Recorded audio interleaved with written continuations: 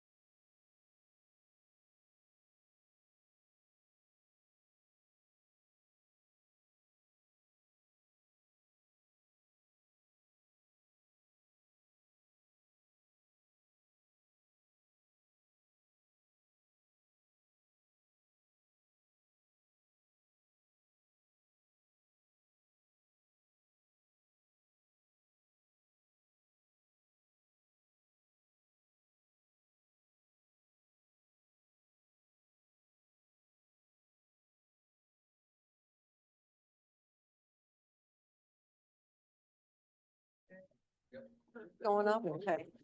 Welcome everyone to the Planning and Zoning Commission meeting. Today is December 19th, 2024. I'm going to call the meeting to order at 7:03 in the evening.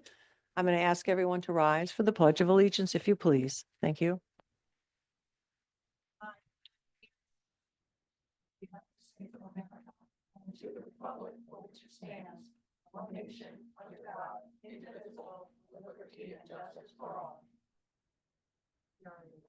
We are in a drones-free zone. Drones-free zone. You want a drone-free zone here. I don't want nobody spying on our meetings here. They're up there. Yeah, close the shades, lock the doors. Where there's No drones allowed. All right, we're gonna be okay. It's too close to Christmas for this kind of stuff. You know what I mean? All right, Maureen, when you're ready, how about a roll call? Okay. June Daily, I gotta go. You gotta go. No, I don't have to go now. Is it at town hall? Pat, mute yourself, please. Yeah, well, I'm sorry. So June Daily, Andre Lou Millard, Here. Diane Joycey, Here. Tim Zigmont. Here. Ryan Rogan, here. Joan Veely, Here.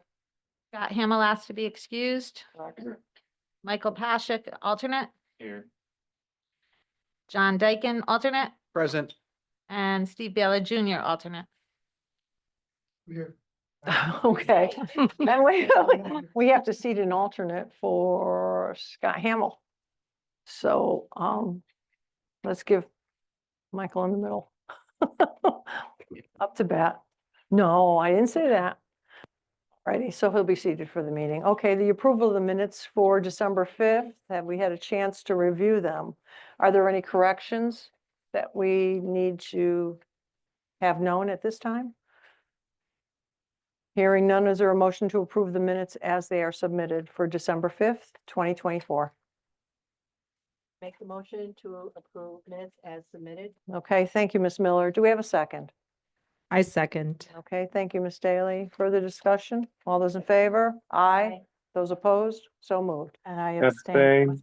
Present. Okay, abstaining, we have Mr. Rogan and we have Ms. Jorsey.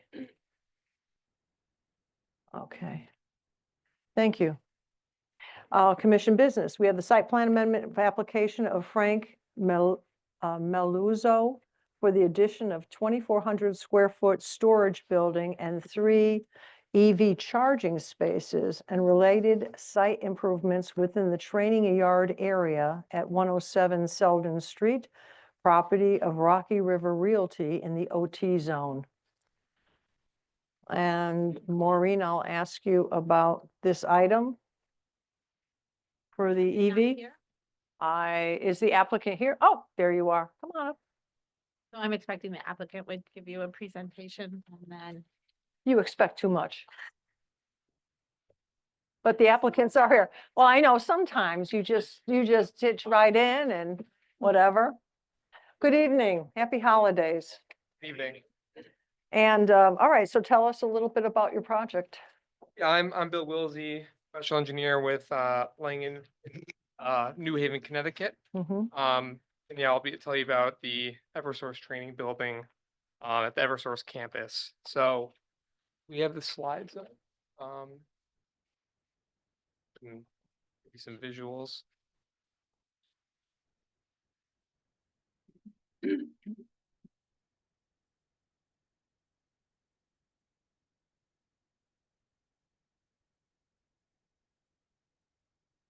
Technology, gotta give us a minute Okay.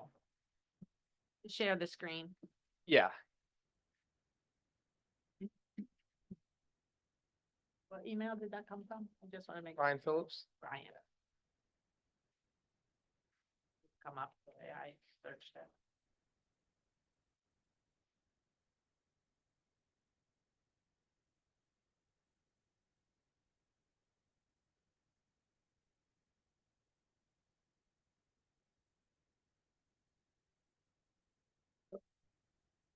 Is this where we're supposed to be? Yes, Okay. yeah, so, yeah, we're within the training yard, that's within the campus, and the storage building will be in the northeastern corner and the center of your screen there of the training yard. Go to the next page, please.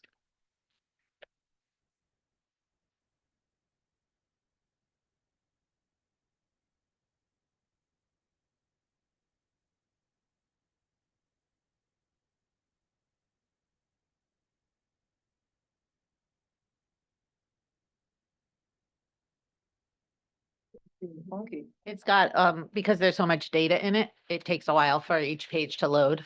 Because you can see all the data that's on each page. It's being downloaded up to the phone. Yeah, so here we are. This is the survey, the existing conditions. So we'll be in the top corner there. There's currently, we have up to 4 Connex boxes which are being used to store some of the existing equipment. So we'll be replacing those units with the 2,400 square foot building. Next page, please.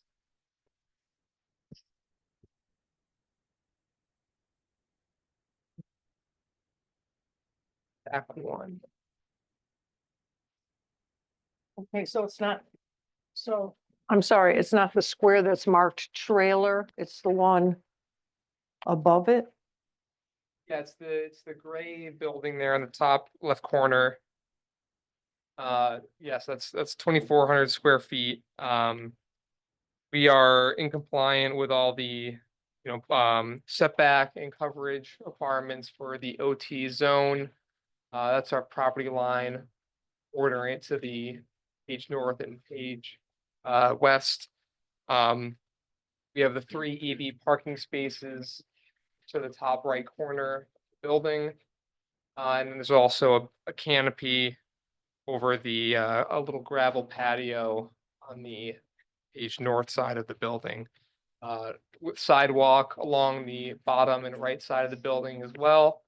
And we'll be relocating and removing some existing utility poles in the location of the building as it stands. Here's our grading and drainage plan.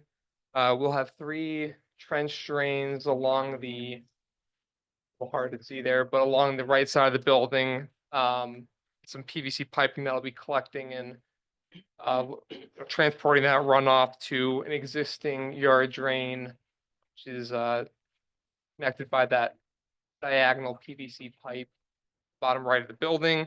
And that'll discharge to an existing on-site detention basin. We submit a stormwater memo as part of the application, which the engineering department reviewed and approved. That kind of coincides with the original application for the training yard years ago. This is our erosion control plan. So we'll have some measures, including silt fencing along the northern side, eastern side of the building, intercepting, sheet flow, any sediment running off the site, and then we'll have some hay bales located at the there's an existing pipe off the right-hand corner of the building, as well as some inlet protection for the existing yard drain. The total disturbance area is right around 0.35 acres. That's confined to that dashed line that you see there. You can skip, well, if you have any interest, but those are the detail sheets. Okay, so originally you had roll-off containers earmarked for that area. So you're rolling them off and you're gonna put a permanent structure in there. That's correct. And out of the permanent structure, you're gonna end up with 3 EV charging stations. The EV charging stations are gonna be used for, I know, electric vehicles, but are they used for training purposes or are they used for? My name is Ron Miller. Yes, I'm with hi, Mr. HK Miller. Architects, Yes, and those EV chargers, Eversource is looking to acquire more electric utility trucks. And they're gonna get a couple sets of prototype trucks that they're gonna look and store there as training purpose. And those EV chargers is to charge the trucks on. okay. Are they eventually thinking they're gonna turn their entire fleet over to the EV? They're making the transition, they're going to more EV trucks rather than diesel trucks. All right, are there That's any, the intent. are there any other areas where they have these EV charging stations, or is this the only area? This, in Connecticut, this is gonna be the first site they will have mentioned these EV chargers. There's other sites in Mass that are also doing a prototype, same application as what we do here. But for this location here, for this site, these are the only 3 that are going to be there. Yes. Questions from the commission? I have a quick question. I know Eversource already has several other stations, EV stations on their property. They have them over by Dutch Point. They have several in the back. I think it's the north parking lot. Are the trucks planning on using any of these Those are for vehicles only, for, employee vehicles? visitors or employees that come with their electric vehicles. Okay, This is strictly for, the trucks, and they have a sort of different, permit for the power requirements. So technically, those trucks can't be charged with those other, charges because of the fact that it has different power requirements. okay. And if Eversource is changing over into more EV trucks, what is their plan for the future on where they're going to put the charging stations? That's something that, they have to look at because they have other, areas within the training area, away from the training area. They're looking at, they do have a parking garage. There's a flat areas there. I'm assuming in the future, when they are looking to expand that, that's another item that we probably have to come forth with you guys to plan out, map it out, and so that you get approval. Okay, and I'm trying to remember on the other side of this property, behind the station going up the road, is there a home there? Or is that the cemetery? Which, the main road that comes into that Right. area from the back area. Yeah, Behind there is, I believe, a bunch of farmland and, Cold Spring. yeah, and then behind there, used to be a farmland, but I think it recently got developed with some sort of, condo complexes. It's the workforce housing. Excuse me, this is Maureen speaking. That's on the other side of that. It's I thought it was behind in this- front it. It's a little towards Deming Road, but Okay, it also abuts the training area. okay, okay. Probably trying to remember. How far up that training yard that their site comes. But it does go along this is the property line shared with the workforce housing and then the farm. is And the behind. farm, okay. All right, thank you. Then Tim. So you said this is the first area where you're having this started at, is that right? At the Eversource for the EV trucks? Yes, this is, their plan to potentially have 3 EV trucks as a training tool. But I'm not sure if they're gonna get any more relatively soon. This is sort of a prototype kind of setup they want to try out. And if it works out well, I think they're gonna start potentially implementing that in the future. So you'll need EV stations, like, do you have a number of how many? At this point. Not yet. No. I didn't think Because it so, but, they're only requiring a few, and these are just prototype they're gonna start working with, see how it works out for them. And then I think once they determine if these are feasible, they might look into how many they need to acquire and what's gonna be replaced in the fleet. Yes, I see where this building's going and stuff, but, I'm sorry. I'm Laura was on. Okay, these, this one's. Hello, okay.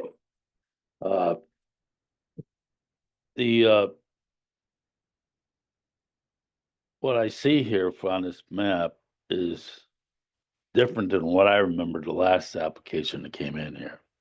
So there's a lot more on this property than there was on the last application on here. There's, trailers, training tents, other buildings on this property that I don't think were brought to us.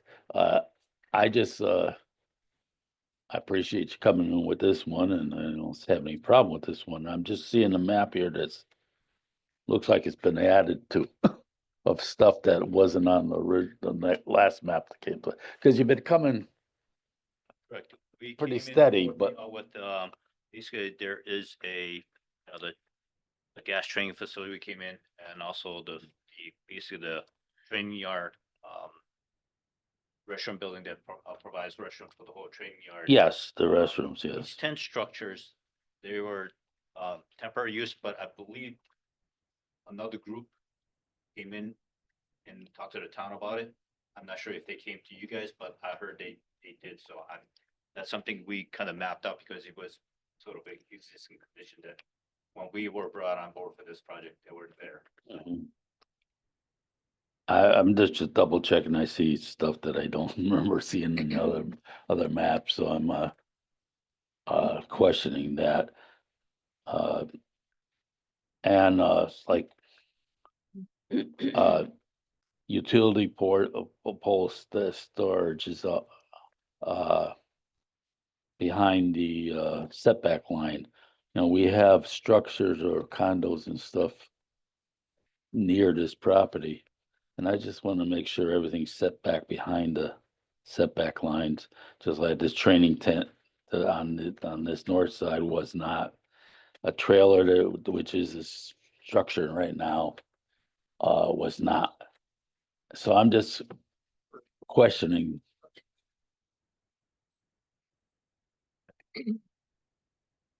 Well, Go ahead, Maureen. I believe they were fenced and the fence line has not changed and everything has stayed within that training area. The setback itself is for principal structures and these are all considered accessory structures, Okay, but to the best of my knowledge, no construction that's required permitting and review has happened in that area that you haven't seen. They've been, as you stated, they've come here a number of times for modifications. And I believe all the changes have been kept up to date as far as that goes. well, There may be some structures when some of the buildings are completed. I think the gas building's not been completed very long.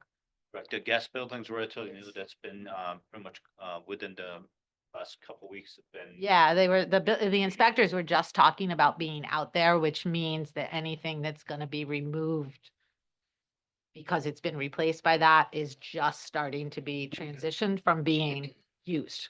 They were moving some things out and Sure. changing some some storage from temporary storage into the storage that's in the building. If I remember that application correctly, it's a little fuzzy.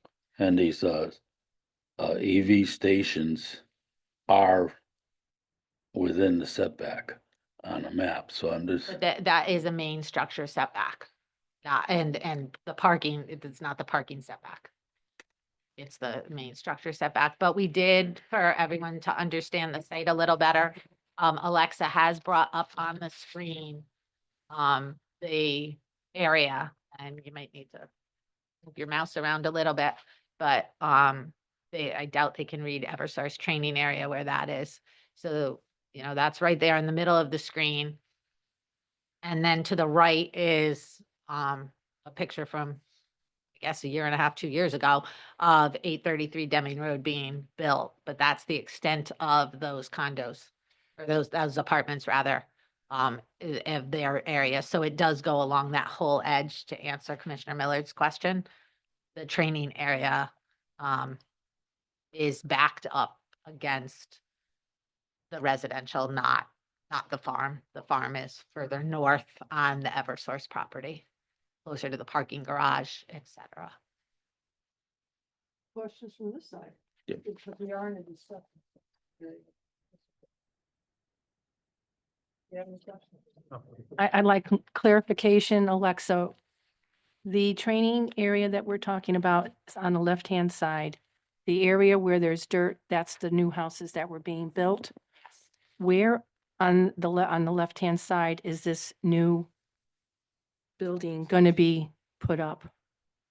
If you look at the upper right corner of the property line between the dirt area, Right there. if you zoom into that. Okay. Where you have your cursor,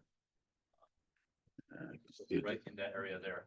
So you can see that the footprint of the Connex boxes that's stored in that area. So they basically want to sort of take all those Connex boxes on site Connex boxes and some of the areas that used for outdoor storage because they're running out of storage. Mhm. And basically house it all within this building structure so that it is kept in neat and orderly. Okay, and what are the hours of usage here as far as bringing things in there to store and taking them out? Usually during the business hour, they usually operate somewhere around, 7 in the morning to about 3:30. And after that, there's gotta be no night activities. That's kind of when they train. The storage structure itself is to house all the trainers, tools and their belts and all that stuff used for the training people. And, so it's gotta be mostly during the day, between the hours of 7 and about 3:30 or so. Okay, so there's no bathrooms in here? Because I know you came in front of us one time to put bathrooms into another building. Meeting, we came here, presented a building that will house the restroom facility for the whole site. Okay, but not in this building? No. Okay, and as far as the lighting on this building? Is it going to, because you have homes right next to it? But there is some lighting on the exterior just for requirements for the codes for, egress doors and so on. There's not gonna be like any floodlights that's gonna be on the building. And how about on the EV stations? EV station, no, there is no lights that can be on the EV station. Okay, thank you.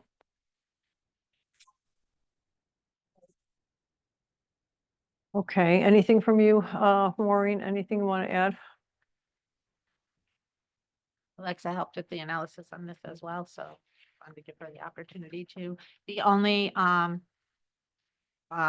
really hearing thing and, Commissioner Millard, you know, alluded to it was with the, and Commissioner Zigma, with the parking spaces, bringing the activity those few feet closer, although they're still at within that fenced limit and meet the requirements. I just wondered if there was an explanation of the screening that exists and whether, because some of the screening naturally from when the training yard was first put in, the screening was kind of both between the Eversource property and 833 Deming Road. A lot of just mature brush and trees and old growth that was just there, and has been considerably thinned from both sides, so it's a smaller line. And whether or not vehicles, you usually look to have some sort of screening around a parking space so that the headlights, that kind of thing is less intrusive, and I didn't know if you'd be interested in asking if there was any landscaping planned. Well, sure. Go for it. Let's talk about landscaping. Screening. Screening, should I say? The screening between where the EV parking is gonna go to the adjacent property, is it? Yeah, the question is just to protect the neighborhood. At this point, I don't think we planned anything, but we're welcome to plan something if you. So you could work with staff on that one. You could work with staff on that one. You're open to that? Yes. Okay. Any other questions? Nothing?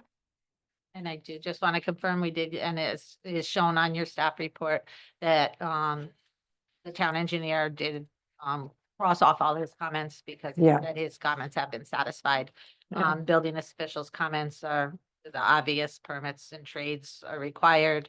And there were no comments from any of the other departments that we routed it to. Okay. One last question, if I may. Only because I've seen several articles, I'm sure other people have, about EV charging stations, and sometimes mishaps happen. And I do know that with the batteries in the EVs, they can not be put out simply by a fire department, but needs a special product to be brought in to try to bring down the fire. So in the event that something like that would happen, do you have anything on site to help squelch or kill a fire? Could An ask. EV fire. If they do have, I believe they most likely have a protocol because they're very safety conscious. Mhm. Now that they're gonna acquire some of these EV trucks, we could inquire if they have a protocol, if they have some sort of apparatus that will combat the fire if there is an EV charger that, or the vehicle. I mean, I don't wish it on you, but you have to be prepared for something like that. And from what I understand, it's a very intense fire. And it moves very quick and it usually explodes. So I just want to make sure that if you have the condos there, or if it's in the back of the lot, you have a way of getting to it and protecting the neighborhood. Okay. All right, anything else? Go ahead. I'll make a motion to approve the proposed site plan amendment application with the condition that the applicant work with staff on screening and also fire suppression on site. We have a motion by Ms. Jorsey. Do we have a second? Second by Mr. Zigma. We have further discussion on this. Then all those in favor? Aye. Those opposed, so moved. Okay, thank you, Brian. Site plan amendment application of Jenny Schofield. Thank you. You're all set. I'm sorry. I'm just, I'm moving right through. I know. I didn't say Merry Christmas or Happy Holidays. Thank you. Yeah. Merry Christmas, Happy Holidays. A gift for you. You get to go home early. Now we have to take care of the rest of these people and get them home early too. All right, you're welcome. Good night, everyone. All right, site plan amendment, application of Jenny Schofield Stack Construction for the installation of a fence at 211 Kensington Road, property of 211 Kensington Road LLC in the GI zone. And, Madam Chair, yes, I'm going to recuse myself from this matter. okay, all right, thank you, Mr. Biel. Okay, so do we have a Jenny Schofield here? Yes, okay, would you like to come up and chat with us? Talk to us about your little project? Not little project, I'm not trying to minimize it at all, about your project. Yeah, okay. I'm thinking to myself, what are we doing with the fence? I'm Jenny Schofield with 211 Kensington Road. So right now, the project I'm looking to do is put up a fence around the property. So can we just give a little background? So this is, it's the construction yard just to the north across the street from the driveway into this complex on Kensington Road. Okay. Okay, so it's at the end Little of, People's Playground, it's right across the street, you know, right at the end of the driveway. There's a big Right. brick building right in front of you as you come down the driveway. It's not that one. It's just to the left, to the north, going towards Camel's Back. is it the building at Construction on Camel's? the side. It's been a construction. It had a lot of Yes, old damaged vehicles Yes. and whatnot. There were gas tanks there at one time Yeah. until it was sold last year. Within the last year. Just a couple months ago. Yeah, I've a only few owned it months for a ago, couple the months now. property sold and they Okay. are working to make improvements and this one requires site plan approval for fencing around an industrial property. okay, and it's going to be is a vinyl fence? It's going to be a solid vinyl So or- the very front, I want to do vinyl privacy just so that you can't see into the yard to kind of make it look nicer and block out all of the equipment from the road. And then around the side and the back, I would just put up chain link.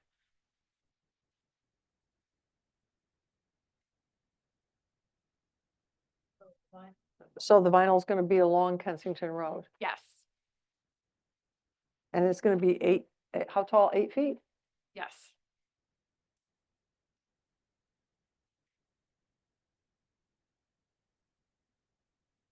But all the other sides are, I'm sorry, all the other sides are going to be chain link. Correct. So Yeah. they'll be open to that view. Is it, So they'll be open to the view, but the side is open to the big factory that's next door, and that's Mhm. all wooded right now. Mhm. And then the rear is up against the train tracks.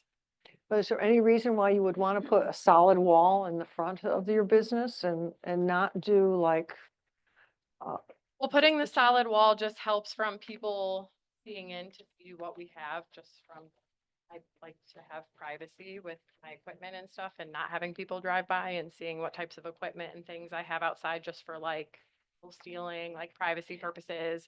The other thing is too, it blocks out like the headlights, like if we're, you know, in the morning or something coming out, the privacy fence helps block the headlights if we have any trucks running, getting warmed up, stuff like that. Yeah. Can I inquire as to what kind of business you'll be running out of that? Construction, Okay.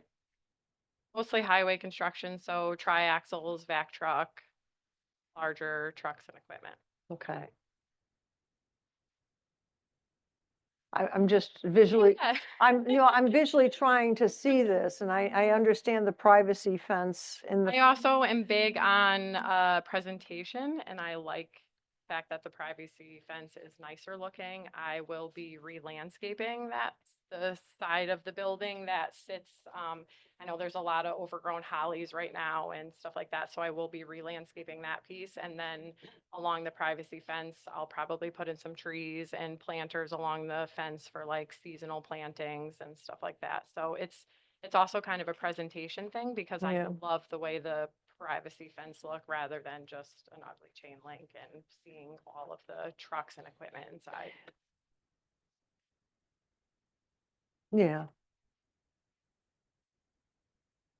We're trying to bring up. Uh, the yeah. tree if possible. But not yet. And how far back from the road will this fence be?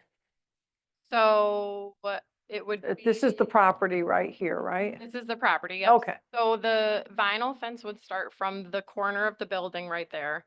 I'm not gonna go all the way to the other side of the building. Okay. And then it has been, restaked and all the property lines, we've had it surveyed and stuff, so we know exactly where all the property lines are. I was gonna do a minimum of at least 5 feet off the property line. All right. So is it gonna connect with the corner of that building and run to the edge of at the beginning of the driveway out? So it'll start at the corner of the building, come down towards the property line, towards the road, and then it'll shoot across the front. And then there is 2 driveways, so there will be, I want to put 2 gates in at each driveway. So it'll almost run diagonally across the green area? It'll almost cut right across. So it'll come up from the building and then cross over.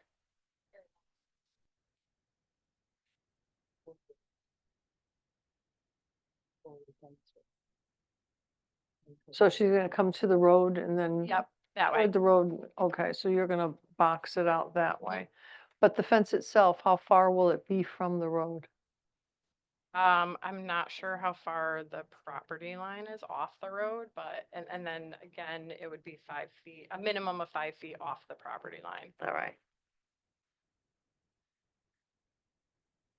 Oh, sure. Were Commissioner, you please. thinking about putting any landscaping in front of this fence? Yes. So you're not allowing too much room to put anything in if you're only giving it 5 feet from the Well, that's why I road? said it's a minimum of 5 feet. I'll probably adjust it back so that I can allot for the landscaping. I'm not gonna Yeah. do too much landscaping only because when they plow, the snow gets pushed up on the curb there and that's very damaging to the landscaping. So I plan on putting trees, smaller trees on either side of the gates. And then again, I was thinking of doing planters along the fence line because then I can remove them if there is a storm, stuff like that. And then I can do seasonal plantings in them. But I can move the fence back so that I can allot for the landscaping, definitely. Because I We- want to make sure that I'm far enough off the property line so that nothing touches the property line. It would be good to know exactly how far you'd move it back.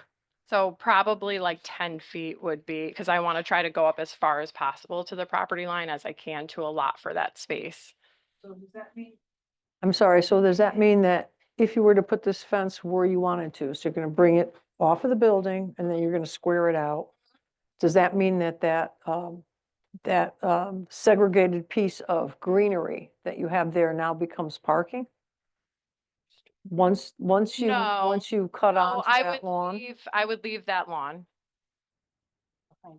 Yeah, behind the behind the fence. Yep. I mean, eventually down the road, that might be something that I would come back and, you know, I just moved in, so I'm Yeah. still in the works of like Yeah. planning this and figuring it all out. My biggest thing right now would just be to get a fence up because I really want the privacy and the protection of all my equipment being there. I don't want anybody to come and I'm assuming that well, yeah, and there's a lot of that going on. there is So- sadly. So you're gonna have cameras or whatever there? Yes. Yeah, because when I think of a solid fence like that, I know you're thinking privacy, but I'm thinking what a great place for the crooks to go. 'Cause Right, nobody can right. see them doing their dirty work underneath your car. Right. We are big on cameras, so Yeah. eventually I will have cameras installed. But again, this is a work in progress. We've been Yeah. working hard just to like get it cleaned up and doing stuff to the building and Yeah. so. I'm not keen on a solid wall. Okay. But I do understand that your next step would be to perhaps put some arborvitae or whatever you want to call it in front to almost make it look more like a green wall than Right. the vinyl. Yeah. I mean, I I'm not a realize big that's, fan of arborvitae's all along the Uh, front there because it's, yeah, but just to get something so you break it up, so it doesn't look so blocky. But yeah, as you said, it's more of a security issue for you and your company right. than And again, anything just, like, else. blocking, there is a house across the street, so like if we do have our Mhm. trucks running, you know, we do snow for the town, so if we're out at 3 in the morning and our trucks are getting warmed up, you know, I want to make sure that my headlights aren't like blaring into the neighbor across the street. Like I want to be respectful of everybody and Oh, not, that's nice. you know, so that's another reason for it Yeah. too, so. Okay. Yeah. Other questions, Commission? Just Any one. concerns? Go ahead, Diane. I'm with the yard area, are you gonna be making any changes to the lighting? I don't know. Again, I haven't gotten that far, so I have no idea. That's like not something I've focused on right now. Do you have concerns about the lighting? 'Cause I'd love to hear about it. Lighting, well, site lighting would be something that we would consider overall. Okay, And so it just makes sense that as you're making improvements in that yard, that you would consider lighting. okay, yeah, definitely. We're big on lighting, so it kind of sucks when you go into your yard and you can't see what's going on, so I'm sure eventually I will, but again, we're still in that like planning phase, so the fence has been like a big priority. There's other things that down the road, I'm sure you'll see me in here for, because there's plans I'd like to do to it, but Mhm. the fence is like the biggest. I want to get it fenced in and get that done, so. All right. Tim, really? Yes, I'm just looking at your regulations for GI zone here. And right now, existing to the front is 35 foot setback to the parking lot. That's all the grass area. And front parking and loading in the regulations go 5 feet. Okay, but that's 5 feet off the property line, so I don't know what it is from the curb to the property line. My concerns, you're coming down town hall and you're looking at this property basically. So if you are, the road easement is 10 feet off the curb, say, okay? So your parking lot minimum's gotta be 15 foot off the thing, and you're saying another 5 feet back. So that'd be 20 feet off the curb line. Okay. And that's the front, so you only got 15 feet of that grass that you could use if you can. The other thing is that it's an 8 foot fence. Anything above 7 has to be here, and that's why you're here. So it's an 8 foot solid fence in the front. I know the other commissioners said this, but 8 foot of solid fence needs a break up. And you did say you like flowers and trees and everything else. This commission is very high I on know. flowers and trees. Yep. Okay, so especially Okay, I'm big on landscaping. So you don't- especially I just haven't. being gotten in front of the to it town yet. hall. Being in front of the town hall, we would like to see that, Yeah. that taken care of the, Definitely. I Okay. have big plans to landscape that. It's just with it getting into winter, it won't happen until spring, so. the other thing in the construction company parking lot. I noticed I drove into your driveway this coming here. And you got big equipment, nice new equipment too. Some of it. The ones I saw, nice new equipment. Yeah. Congratulations on that. But they are tall, construction trucks. 8 foot, probably not going to cover the top of the trucks. So in a construction yard, we go with fencing. But height of what you can store there, besides your trucks are gonna be more than 8 foot, but anything you could store in the yard can't be seen higher than that 8 foot, basically. You can't put the stockpiles or whatever you're gonna put there higher than 8 foot because of the looks of the area here. That's the only thing I wanted to get across. Do have big equipment for that small parking lot. So I'm sure you're going to be taking every inch of parking places, tarred eventually that you can because of the size of your equipment. Yep. It's just that storing stuff on there now with equipment. What do you go have for room? That's my concern, the only concern I have. The fences, good looking fence. I really don't, I guess they don't care what the railroad sees. All right, Maureen, do you have? Yeah, I have just a couple of, comments that, I think it'll help for clarification purposes that at this point from the pre-application meetings, I understand that they are not looking to change the extent of the parking at this time, so, and she could correct me if, I misremember, but the idea was to put that fence to maintain the existing parking line, whether it's conforming or not conforming. There might be portions of it that are non-conforming to setback. Right now, the building certainly is non-conforming to setback. And so they were just looking to put the fence to maintain that parking area that exists without extending the parking any further towards the road. Unless they come in for approval to extend the parking.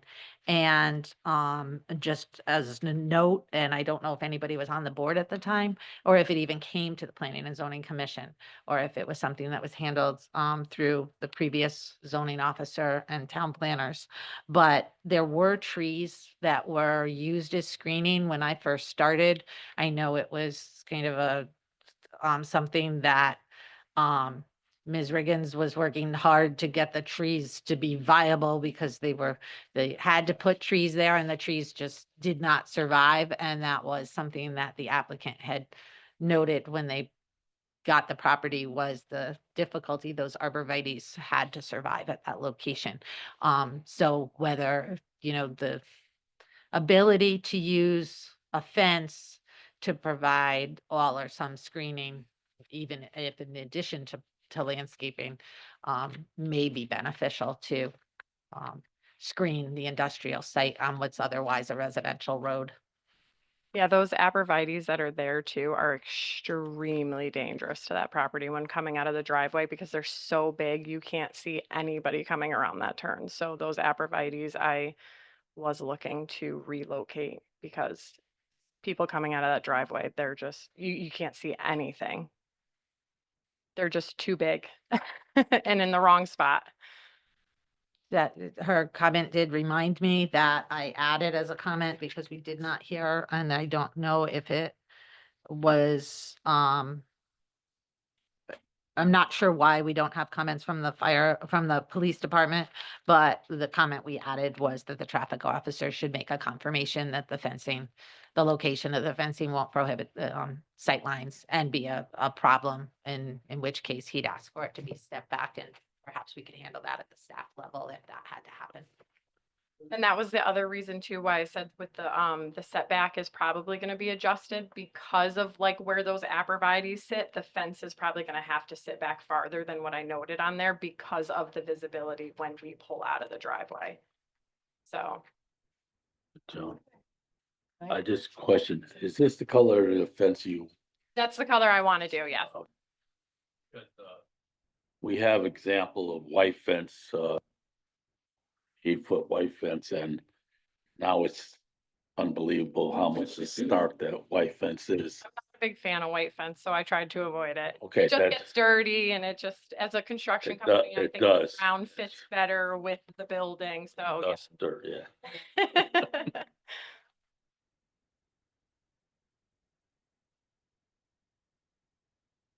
No. I don't need to market myself because I don't do any type of residential work. I do all municipality, commercial, stuff like that, state work. So I don't really, eventually I'd like to put a sign up somewhere, which I will come back to you guys when that happens. But that's again, later down the road. But as far as like putting things on the fence, absolutely not. That, to be honest with you, is tacky to me, so I won't do it. For the record, signage on fencing is not permitted by the regulations. So that's one of our prohibited sign groups.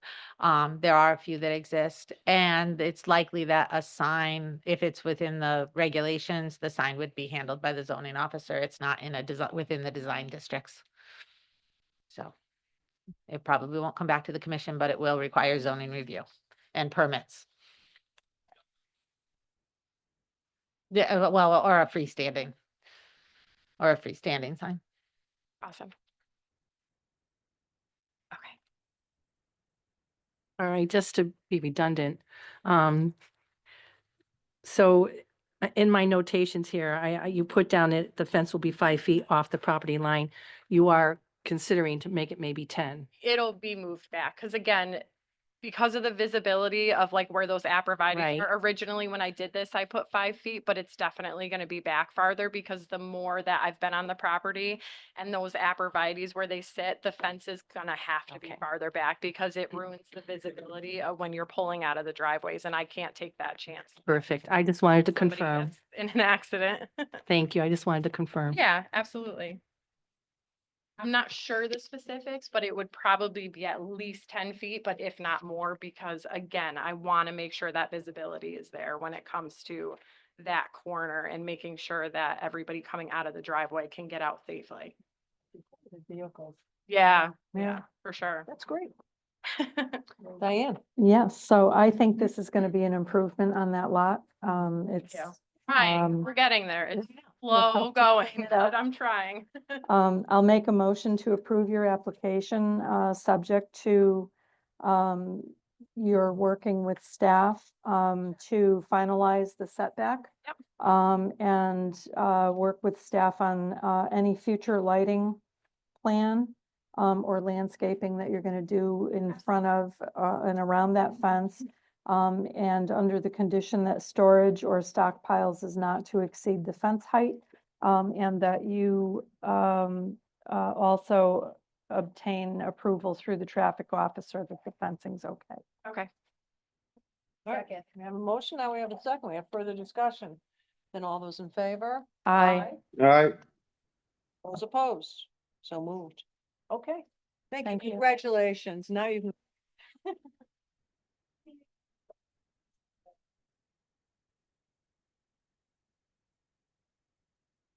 Still with us. Steve Biella. Okay, moving on, bond reductions and releases. We have 250 Webster Square Road. This is task afford, the request to release the site bond. How are we with that?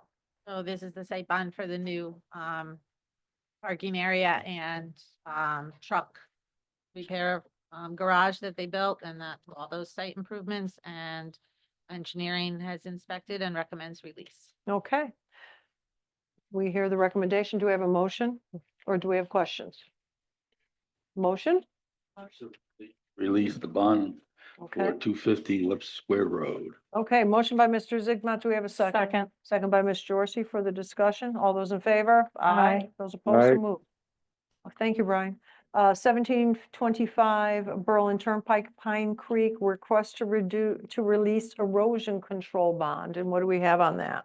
So this is the site where they sell sheds on the Berlin Turnpike. And again, engineering inspected, the site's been approved for a number of years. They just realized we still had their erosion control bond and have asked for it to be released. Engineering inspected and is recommending release. Okay, we have a recommendation to release.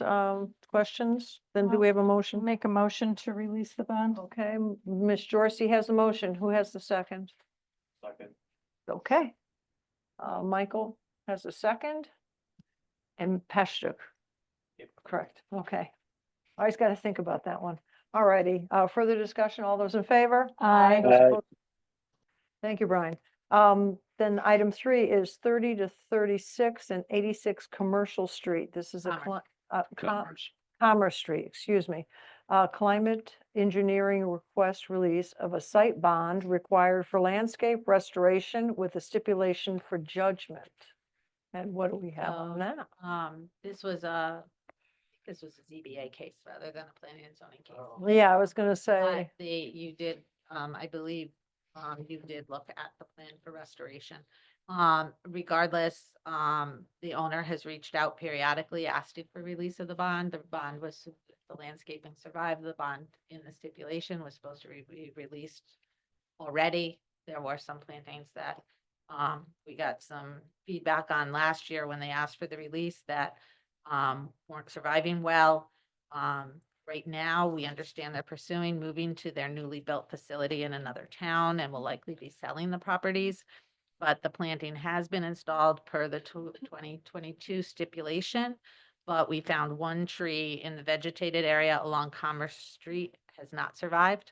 And while I have not gotten a response from them yet regarding replanting information, however, with the release date having passed and the planting being completed and the rest of the planting all surviving and being as planned, in consultation with the town engineer, we're suggesting that the commission release all but 10% maintenance, which would be a retention of $4,050 of the $44,550, which would more than cover replacing the single tree should it not be replaced in the next spring planting season.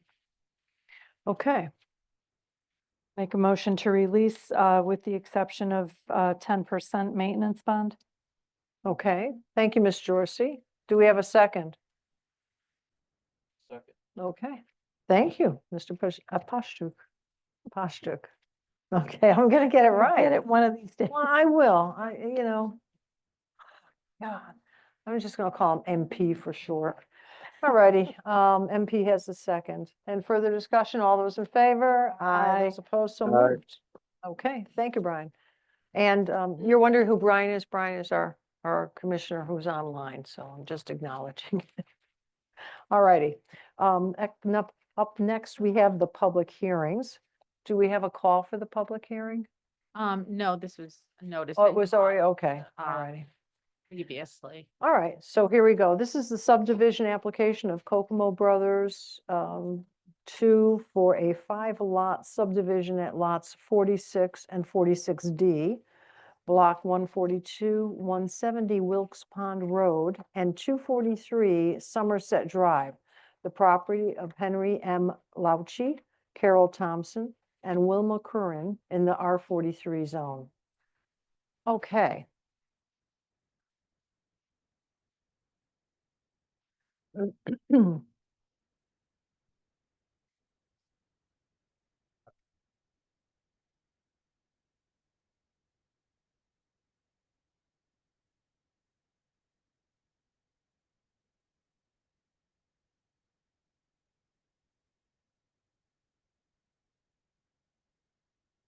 Maureen, before we start on this, on the presentation, I just want to make sure, is there, there was a question at one point regarding ownership of property and so Oh. I just want to make sure that that matter has been cleared up before we even try to advance this item. So yes, as far as staff is concerned, the ownership question that was raised last year and resulted in denial of the similar application has been resolved. And to confirm, I did talk to the attorney that is representing the owners that were raised the dispute of the ownership, and he confirmed we do have a letter of authorization from them. That's from Launchy and Thompson. I believe Launchy, Thompson, and Curran own the property. We did get that signed letter of authorization from them as well, and confirmed by their attorney, the attorney representing them. Yeah, and then the owner, that is party to the application. Okay, all righty. Thank you. Just wanted to make sure. Thing go along with that. One thing's wrong with that? Go along with that. Go along. Okay, I'm sorry. Okay, I had a question about property that was given to the town for Sage Park on this property before. Has that been addressed? Because just want to make sure that the town received ownership of the property that in the previous subdivision that was given to the town. And the other thing is that Was this with the original Wilkes? original Wilkes Pond Road was some property was given to the town, the Sage Park. And I just want to make sure the town received that property. And all, regulations that were at the time are being followed on that property. So I did not find subdivision that included this parcel. There was a portion of the parcel that was deeded to the adjacent lot that resulted in the extension of Somerset Drive. At the time that the north extension of Somerset Drive was approved. Yes, And that cut off what was a portion of this original parcel. We didn't find a subdivision map that included this parcel as part of the subdivisions along Somerset Drive, which are, I wrote it down. See if I can remember which one was which. One of them, hold on, give me a second. There's that.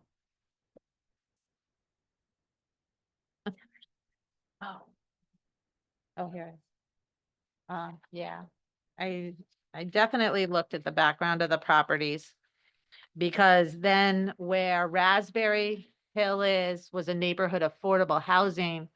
And that did have actually a piece that went to the town along Jarvis Lane. Or Jarvis's right of way that's to the west of this property. And I looked at the neighborhood affordable housing thing, the Somerset Drive subdivisions, and didn't find one that included this parcel as being left from the subdivision. this is, And we do have, I believe, a title search on the property, and I could reread through that because they had to, the attorneys needed one of those. this was the Valentine property. It was the first affordable housing development in town. That's the one that includes Raspberry Lane. Raspberry Lane. Right, so we do have that, and The property behind Raspberry Lane of Sage Park and along this property line right here, which was supposed to be part of Sage Park. hold up the map so we can. She can't see where you're putting. Sorry, this property line right here. Okay. This part to the town was open space given to the town for Sage Park. So when I see this property line here, this road coming through here, okay? Most of my questions go be right there, okay, and everything west, I guess, west of the property line. Yeah, I just want to make sure that all was transferred to the Sage Park property. My thought is that you, from what the history I found, and we'll look into that. and Yeah. We'll certainly get that cleared up before the public hearing closes, if humanly possible. Miracle worker, if I There you can't find the records. We all get a. But, there is a parcel, so can you bring up even the GIS? Because this was, The- wasn't this an open space, affordable? It was all housing? this space. Neighborhood affordable affordable housing development included Raspberry Lane. Right. Raspberry Lane, north of Raspberry Lane, there's land that was to be deeded to the town. That's not, this is east of that. So that's, I'm wondering if you're thinking of the land that was connected to Raspberry Lane. Because Raspberry Lane's neighborhood affordable housing subdivision that is for the filed map on the land records stops right there where your finger is, at the end of Wilkes Pond Well, Road. there's one house It here. doesn't go further. Nicole Gino, okay, there's one house there, the property behind here, That's the one. The one okay, to is the the property that I'm questioning. west of Yeah. that house is Yeah. what I recall seeing on the map. This is north of this house, north of this house. North of this house is Sage Park. Mhm. It's, okay, So they were upgrading the GIS today, so we know that the vendor was working on it. They sent us an email and evidently it's not populating for us. But we are finding, the Google map. And I can always run downstairs and get our subdivision book to show you. Where on top of the maps I found, but I'm gonna use up here, so. This is Wilkes Pond Road. Here's Somerset. This is the subject property in here. Goes out here and here, includes this field. Sorry, can everybody hear me? I'm now on speaker. Raspberry Hill, this is what, I'm not sure how far south it went. But these houses along here and along Raspberry Hill were part of that neighborhood affordable housing development.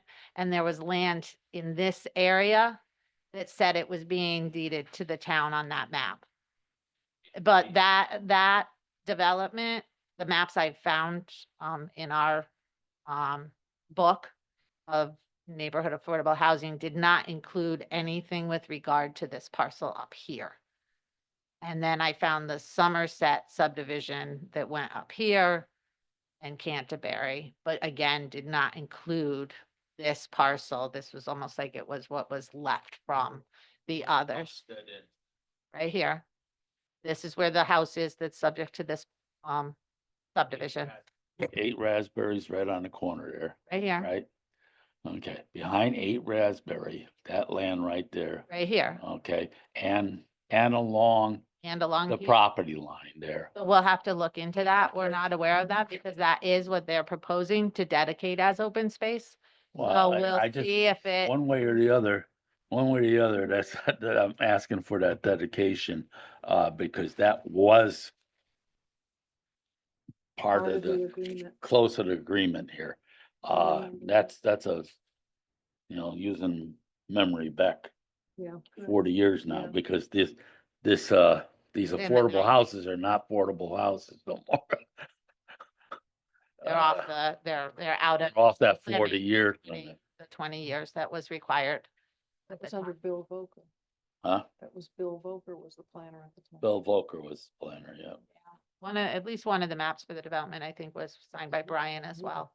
But Yeah, there was a Could be wrong. second one came in. 2004, I think the Phase. next one, that was Phase. this up here, I believe. So we can look into that and make sure and get that Mhm. clarified before, Yeah. because we don't want to double dip on the open space.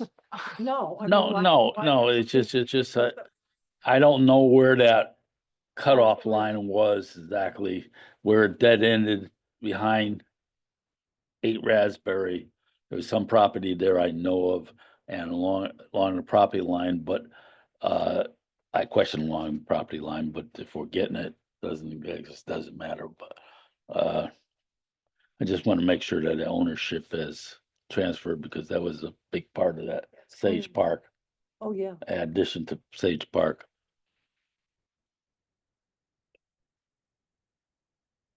I am thinking that, and again, this is speculating, but the only way to get to the older house that is here is across the corner of Sage Park land. And I can't imagine an approval would have demanded or allowed for open space that cut off the access to a property. So I'm thinking the dimension must be elsewhere that got deeded. I suspect that's what we'll find, but we'll look at, again, we'll look into it, but It was also, that there is a driveway there that crosses the town land and it's existed for 3 or more. That's an old house and an old property. That will, Yeah. you wouldn't have, it's doubtful that the town would have allowed a subdivision that cut somebody's driveway off, because that's their I own. was also concerned about Jarvis Lane at that point too. Yeah. Yeah, so that house back there, there's another house back there, Simon's house, that is on Jarvis Lane, Right, our Jarvis There's Lane that address. dirt road. Right, there's a dirt road goes back there. Never been improved, but there is a road goes. It is a back right of way. It is Yeah. Jarvis Lane right of way. Jarvis Lane, all the off way turnpike. to this property, basically. It's improved off the turnpike, but where it comes out to Wilkes Pond is really a trail and it's used for walking into Sage Park.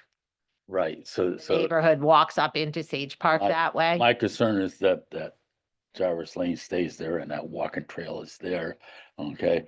But it also could be an improvement for the town to have this subdivision exiting towards Berlin Turnpike through Jarvis Lane. I don't know if it's a advantage or not, and that's the town study, I guess, would have to figure that out. But I just don't want to lose any access Yeah, and- that and property. that is entirely to the west of this property. To the south and west, barely the south corner and west of this property. This is interesting.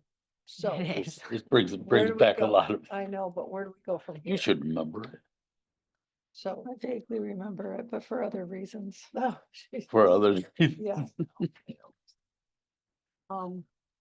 So where does that leave us with this? Hmm? Something about subdivision? Because I also remember that there was some land that was deeded to the town. It was all part of the open space with the affordable housing in town. There was a lot of give and take. So, If I'm you, not sure. I don't know that I'm comfortable proceeding, not knowing if we're just wasting the applicant's time at this point. Do we think we want to step back or continue this so that we can find out what the town owns? Or doesn't? well, own? the survey was done. It's a sealed survey that we got. From OCC Group, right? He's a land surveyor, has surveyed, and there is a title search with regard to the ownership and, the issue that I imagine they'd present, but I'll jump to it, is that they're proposing a land swap, which includes property in, Sage Park for property of theirs, so that they can obtain ownership to extend Wilkes Pond Road over a corner of the property. We did work closely with Corporation Counsel D'Onofrio with regard to bringing that to the Deep Commissioner, because it is a park that was subject to a grant from the state for some facility improvements. We have to go through them to get that swap approved. So and he did look at the title search as well. So I'm thinking that if there was a issue, we would have found it. And I think the parcel that you might be thinking of is that one to the west. But I'm not, I don't think there's a problem with the boundary. It is the boundary that the assessor's office has as well. We've gone over these maps a number of times because of the ownership questions that have come up in the filing of a lot line revision map back in 2015 and a lot of other layers. We know a lot about this property. That is a new question, but again, I think we would have found it if it was part of this property. We might not have, but we did look back at those subdivisions since 2015 on a number of occasions when I've looked at the property for the questions that have come up over the last few years. That was going to be one of my next thing, but because this Wilkes Pond Road couldn't go back through because it was Sage Park property, and that's why it did it in where it was. So if that's been addressed, I don't know. You said that there was something about a property swap. Yeah, so that's included in the application and bring up the like the swap page. You know what page number it is? Not off the top of my head. Okay, it is very complicated, but we tried to like wrap it up so that it like summarize. We tried to make a summary so that it makes sense. We're getting questions right now. I think we're kind of jumping out of what might be the order that I would have explained it if I was doing the presentation. Yeah. But we didn't start with the presentation. So, there's one that says, do that one first. So, if you can kind of show Sage Park with your cursor and. So you see, so this map I prepared for the town council, and I think the town council got this one and the Parks and Rec Commission. The two blue areas, circles, show roughly the locations of the land that the applicant is proposing to swap with the town in order to extend Wilkes Pond Road to the north. And if you jump to the other map. Hold. One Wait, look. wait. Okay. So are you telling me that the blue circle that's closer to the center or the top? Are you telling me that there's two one? blue you telling me that they want to give up that blue circle for the blue circle below? Right, and these are circles that encompass way more than the 6,000 and change Yeah. square feet. You know, they're But- showing that location Okay. at the exact And why, parcel and why do they want to do that? in order to have Wilkes Pond Road come up in here into a cul-de-sac. So that means that they don't own that little southern This, circle. right, they don't own where the driveway currently crosses Sage Park. This is a little bigger than a point that the lot touches Wilkes Pond Road. Okay, so they're Which was willing to, more clear on the next map. okay, go ahead to the next map. It's just that now I'm seeing, because if there was truly no, if there was truly no debate on who owned the property, then he wouldn't be swapping circles, so to speak. That's what, So yes, I would think. that, there. in other words, he doesn't own that property. He needs that He little, needs that this. circle So this to, is Wilkes Pond. to We make changed it direction now. connect. Now we're horizontal with Wilkes Pond Road going Okay. horizontally instead of north-south. Mm-hmm. No, I'm traveling north on Wilkes Pond Road. See, This dark area right here is part of the town-owned land. And this is their land that, for lack of a better word, jogs or jogs into Sage Park, kind of makes a point into Sage Park. So this is the 6223 or 73, or it's too small to read. 62,000 and change, 6,200 and change square feet for this 6,200. Again, the applicant has requested this and asked, so we went to town council. Because the swap has to be approved by the Commissioner of Deep due to a grant that is associated with Sage Park. So town council, did not have an objection to making that request to Deep that the town be allowed to swap the parcels. I also brought the, land swap issue to the Parks and Rec Department, who we then prepared that other map for, and they saw this map as well. Also did a site visit, and the director brought it to the Parks and Rec Commission, and I brought it to the Conservation Commission, and none of them have had an objection to this swap parcel as far as the parkland goes. I see the obvious benefit to Mr. Kokomo, because now it gives him access to his property and he could put his houses in. But how has the town benefited from this? So it will provide, well, I think it's the applicants to direct what the benefit would be when they sell the swap, not staff's responsibility to give their argument.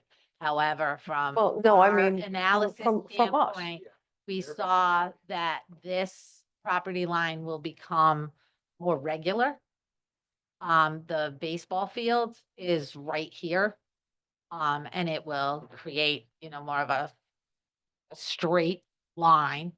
And the subdivision also provides for this whole area to be their open space dedication related to the subdivision, the 10% of a subdivision that's given to the town. Wasn't that property already ours though, from the Valentine development? That's what I'm saying. I don't believe so, because we haven't found that. They've found on their records. That's the question Tim asked, but on our records, what I found and what their survey found is that property belonged, and it's been assessed as belonging to Lauchi et al., Lauchi, Curran, Thompson. That's this limit here is the surveyed limit of their property at this. Maureen, is it possible you could pull up the GIS map just so we can see the No, property it's lines? not loading. I'm sorry. you Oh, didn't I'm sorry. say I that. The missed. GIS, Sorry. they've been working on it and it's not working for Okay, thank you. tonight. But this does match. Yeah. Well, and actually there was a problem with a lot line revision that was filed in 2015. And therefore the GIS, if you actually click on the are under review because the assessor has them pulled for that. I think the lines are there, but it's got only the accuracy that you can rely on for a GIS. This is a survey. I guess that's what I would. Okay, thank you. I got a question that just comes to me. This property, when Wilkes Pond was built, Valentine property, this was considered into Valentine's property, but never happened. Okay, the same thing, the property owners, some of them said yes, they want to get a couple more houses in here and stuff. But because of the Sage Park thing and stuff, that didn't happen. Can we make sure that we have everyone on the record? Okay. Okay, Thank you. the other thing that was discussed back then, and again, this is a 72-year-old brain trying to remember this. That there was, if you see on page 2 of 11 of the big map, there was an access to Somerset Drive. Okay. Yes. There was at one point a concept plan, whether or not it was proposed or not, that ever came to before the commission, I wasn't able to find. But there was a concept plan. That there was at one time a concept of having a road come in off of Somerset Drive. through that part that comes down to the bottom. And it was, So it's really a matter of, a redesign. If the swap doesn't go through, they would have to do a redesign of a It would- potential subdivision. basically it was going to be a small cul-de-sac coming off of Somerset Road. And I don't know if that changed the lot count or it doesn't change the lot count. But it was the discussion of that piece of Sage Park, Jarvis Lane, and access to Sage Parks from Wilkes Bond. All that was part of the conversation back then. And then they came up with this cul-de-sac coming out of Somerset Drive. And I don't know if the exchange, I think the exchange to me should have came to this commission before it went through the town hands to say okay to swapping property. Because the town didn't have that history, and I'm just trying to come up with the history. Okay. And I noticed that this road, this Somerset access disappears on the new plan. So, you know, why are we giving away that land when there is another access? Okay. And the access is being disappeared. And we're swapping land up here for this land, and all these swaps. And this was all discussed, Valentine property in 1990, whatever it was. Okay, 89, I think. But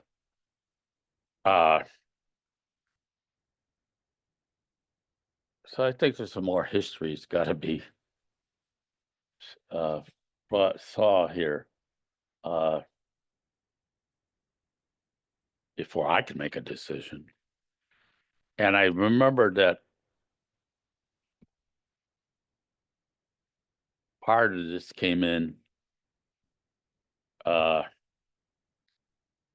here, Somerset Drive, Earl Wickland project on this side. That's the extension of Somerset, yeah. Right, that's It had extension of Somerset, Wickland right? It's Earl Wickland On project. the south, on the Okay, bottom of the and map. it all came in because it's all development same. It all came in the subjects between those projects, the Valentine project, Earl Wickland's project, and Somerset Drive. Because Somerset Drive wasn't there Right. before either. That was new, two extensions of Somerset Drive. So, again, this has been a problem that I've seen over the years, is that projects come to us and get denied or modified or access here given for reasons. Okay. Then ideas come in, well, we could do this. Okay, we could do that.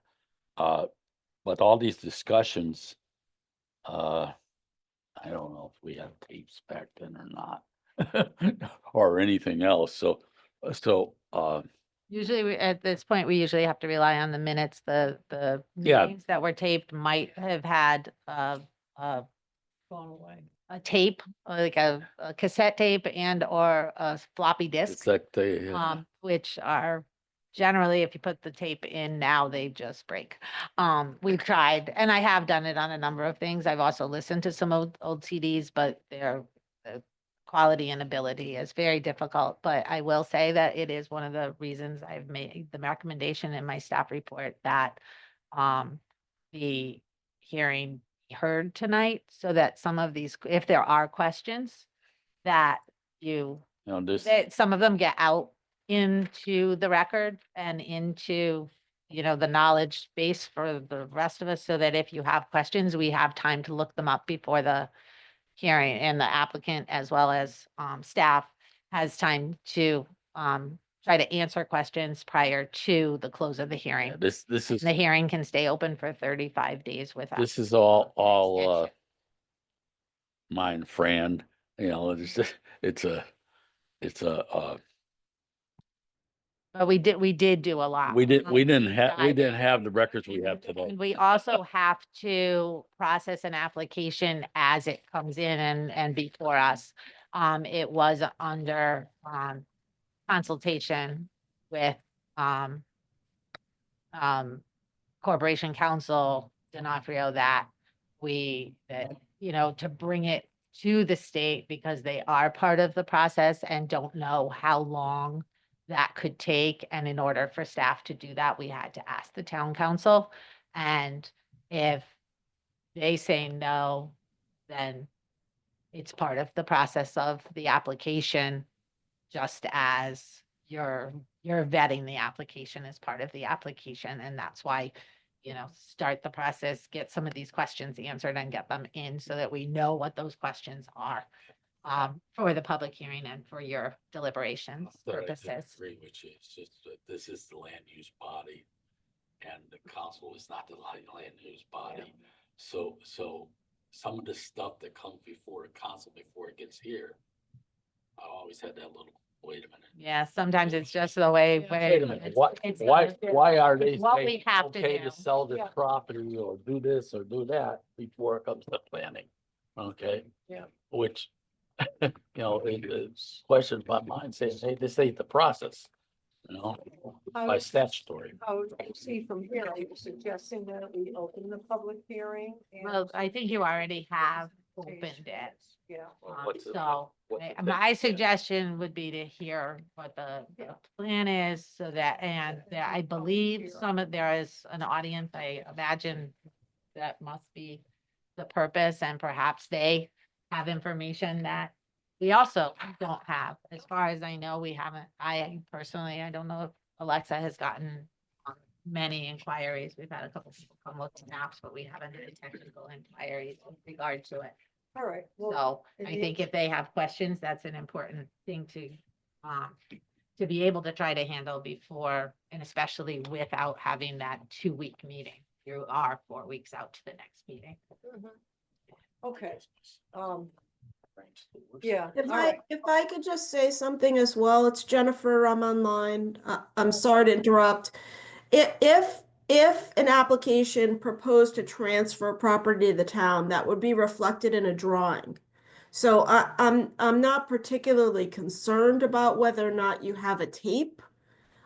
Because it would have, if it was part of an approval, you would have a physical record of the drawing, having been submitted, proposing the transfer. So that's what needs to be looked for.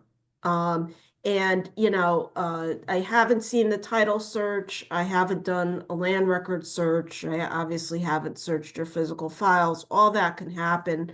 I think you proceed with the understanding that will be undertaken, a search to see if there's anything reflecting that any of the property that's involved in this application was supposed to transfer. And then, we're gonna have to do an analysis as to why that did not occur.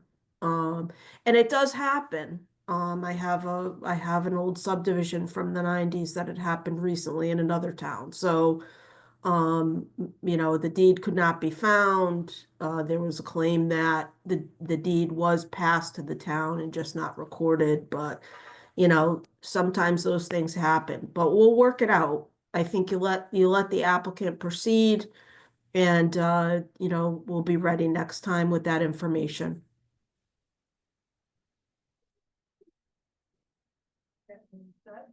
Welcome. Thanks for your patience. No problem. I appreciate the thoroughness from the town.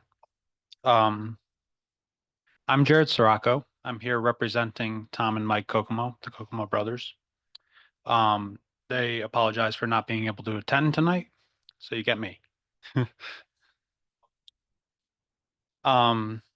The lot, originally we were supposed to have an engineer here tonight. He has a medical emergency, so cannot attend. Thank you. This is a 5-lot conventional subdivision in an R43 zone. The subdivision consists of 4 new lots. Can I move this slightly? to Sure. point, or No, of course you can, but we're bringing it, just bringing it up on the screen as well. sure, I could do that as well. It consists of 4 new lots off of Wilkes Pond Road, which you can see in what's on the screen. All of these lots are over 1 acre, with the largest being 2 acres, and 1 lot on Somerset Drive down the bottom. With this application, we are providing 37,000 square feet worth of open space to the town. And as we discussed, I believe that the number, Maureen, was 6,000-ish square feet that we are getting from the town in the swap. It's right there at the top of the map under that black blob. Yes. The number is there. I can't. 6,200. Yeah, we believe that the 37,000 square feet of acreage will provide a nice buffer from Sage Park for the neighborhood, and the continuation of Wilkes Pond Road is going to provide a finished look to the existing neighborhood, where right now it kind of dives off into a cutoff street into nature. We are proposing, as part of this project, a school bus size turnaround cul-de-sac as part of the development. So very, kid friendly, and helping to finish off that road there, which is just a cutoff piece. Kokomo Brothers has done some fine developments throughout town, and this is going to be a continuation of that, with conforming homes with modern amenities on large lots of land, and we feel that it's a great addition for the town. This subdivision will be serviced by all public utilities, water, sewer, and gas, with the electrical utilities being underground as well. We feel this is a low-density application with only benefits for the town. And I'm here tonight in front of you guys to answer any questions you may have. We realize this application needs to be made public tonight, and I'm happy to answer the questions to the best of my ability. Again, Tom will be able to, or Mike will be able to be here in the next meeting, and hopefully our engineer as well, to answer more in-depth questions for you all. I'm here to present the initials. Commissioners, any questions at this point? And then I'll turn to the public, because the public is here. So is there anyone here from the public who wishes to address the commission regarding this application? Now would be your time to do so, whether you're for or against it. Any concerns you may have? Okay. Yes, sir. I'll just ask you to come to the microphone. And just please state your name and address for the record. Sign it. I know you have to almost go around that thing. We're trying to work this all out.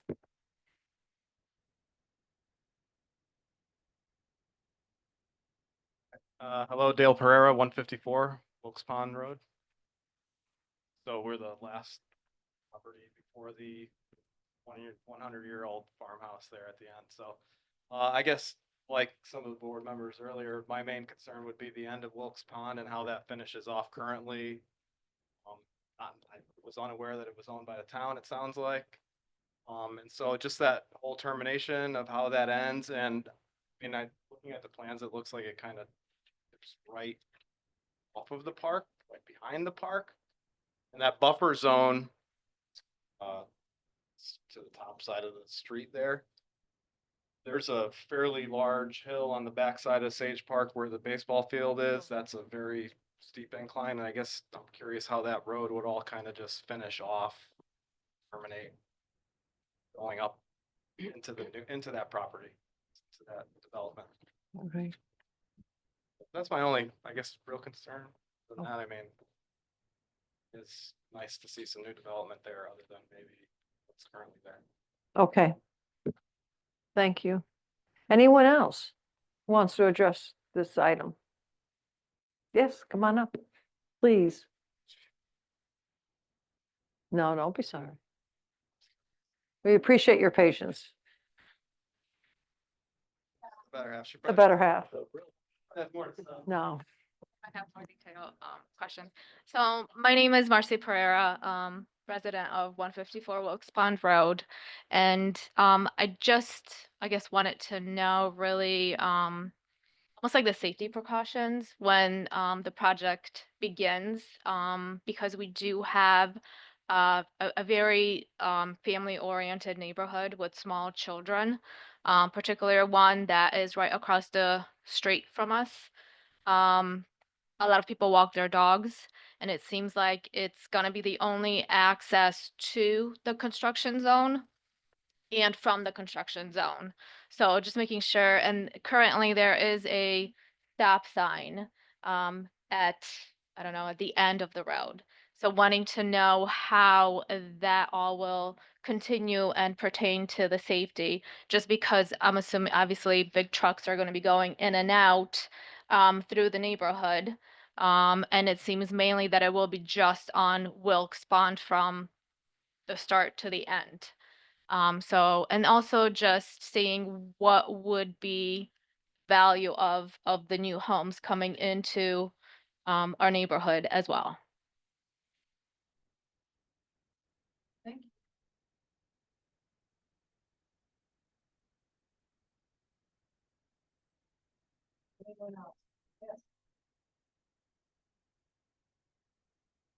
See, it always takes the first two to set the pace and everyone comes.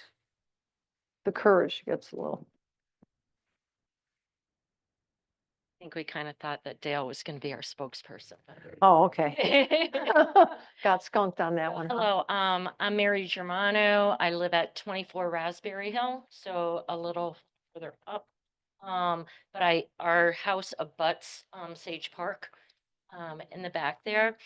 And I guess a couple of, questions, Marcy touched upon some of my concerns with respect to safety and traffic wise. And I think that, some of my concerns are, and I'm assuming, and I probably shouldn't assume, but the fact that the lots are an acre plus, that the houses are going to be a decent size.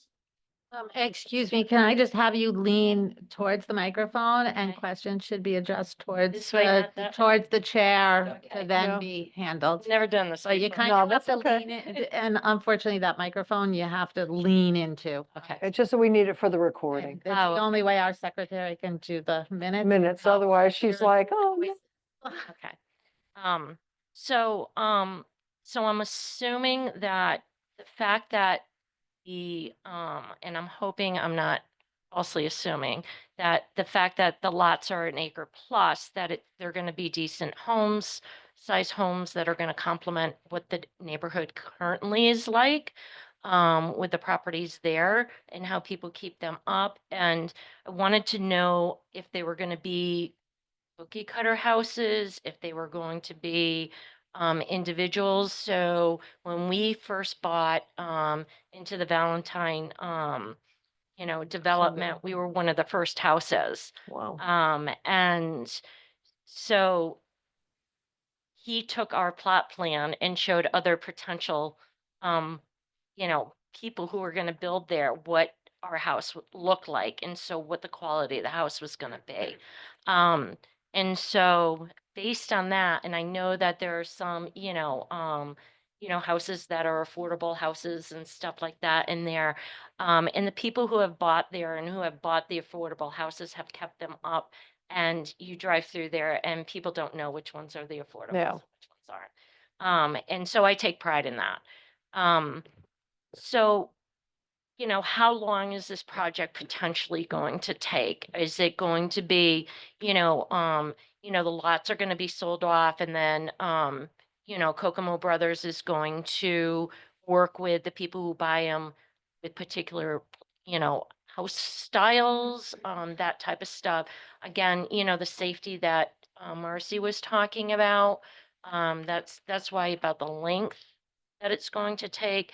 Um, when they do start breaking ground, what time are they going to start? Again, there's a lot of young kids in the neighborhood. People walk their dogs right behind Nicole's house over there. There's the path that goes up to Sage Park, and we all walk our dogs there. Actually, during COVID, we had a Paw Patrol that we called. There were 6 dogs, and we would all go at the same time so the dogs could socialize. But that's a way to get into the park for the baseball fields and the softball, everything that's over there. Mhm. So those are some of my concerns. Okay. All right. Thank you. Thank you. Anyone else? No one else? Commission or anyone online who wants to comment? All right. Brian, do you have any questions at this time online? Not at this moment. Okay. Anyone here? Oh, go ahead, Andra. I'd like to know where lot 46D is, because when I look at the subdivision, it mentions 46D,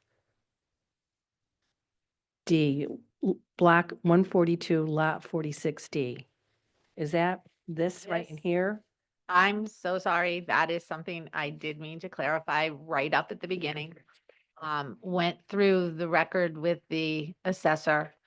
So the one that comes down onto Somerset Drive is labeled by the surveyor as 46D. That parcel or that the dimensions of that land, absent a strip of land on the far south of it, was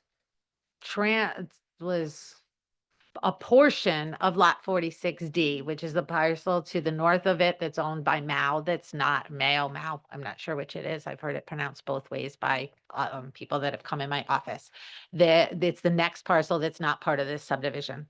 It came off of that with a lot line revision to be included into the parcel, the bulk of this parcel that's north of it, or west of it, I'm sorry, west, the top of the map. So that lot was part of the one on its right, on my right. Now, that is actually by the assessor designated as parcel 46E. And so in the one that, circle it, the one that is part of the subdivision. Yeah, that one right there should actually be relabeled as 46E. And I did explain that in the staff report because 46D is next to it. It was the map I referred to earlier as the 2015 lot line revision. However, it wasn't clear labeling of those, and I don't know that designation was in place at the time that the survey was drawn. So what Mr. Kokomo has submitted here needs to be updated. Right, and I put that in the staff report that the maps and stuff need to be updated as 46E because the Mao property or Mayo is not at 243 Somerset, I believe it is. 243 Somerset is not actually part of this application. It's a portion of land that was part of 243 that is part of this application. So was that lot line adjusted? In 2015, a map was filed that indicates the line was adjusted. That was part of the ownership issues and legal issues that the owners are all going through right now in civil court. I assume it's civil court. I'm not really sure which court it is. But they're, the town isn't party to that suit. And that should straighten it all out, should this go through. Yeah, but it's separate from the application before you. It's not, it doesn't affect the application brought to you. Okay, Because the current owners of 243 Somerset own the improved lot that their house is on, own it flat out. yes, And this is land left over from that sale. okay, we'll let that sleeping dog lie because it's in its own court. It actually, no, a piece of it was given for the Wickland development to straighten the road, but it was not actually in there, it was a revision Right. to make that Somerset be extended. Okay, Again, I don't believe those have an effect on the application before you. okay. Rest of But the it does commission require questions? a correction to the maps, and if it requires renoticing, we will do so for the next hearing. I was kind of planning on rerunning the ad anyway to Do you have any? fix all of it. Yes, clarify I know all he of wants it, to rather. respond. I just didn't know. Okay, all right. Yeah, I Back would to like you, to Mr. Searle. respond to the questions that I can and Yes. provide some information. So as for how the end of Wilkes Pond will terminate, Dale, I believe that was your question. I will have, hopefully our engineer will be healthier for the next meeting. But if he is not able to attend, Tom will have that detail, to provide in front of you all. Like grading and all that stuff, so you could have a clear view of that. For safety, obviously safety on our projects is a very high concern. So appreciate that comment. I don't have details for you tonight, but we will provide some details on what we can maybe do to mitigate some of that, your concern there, coming into the next meeting. As for the what type of houses will be on the lots, we plan to be an extension of the neighborhood. We don't plan to change what the existing feel is of the neighborhood with these houses that we plan to put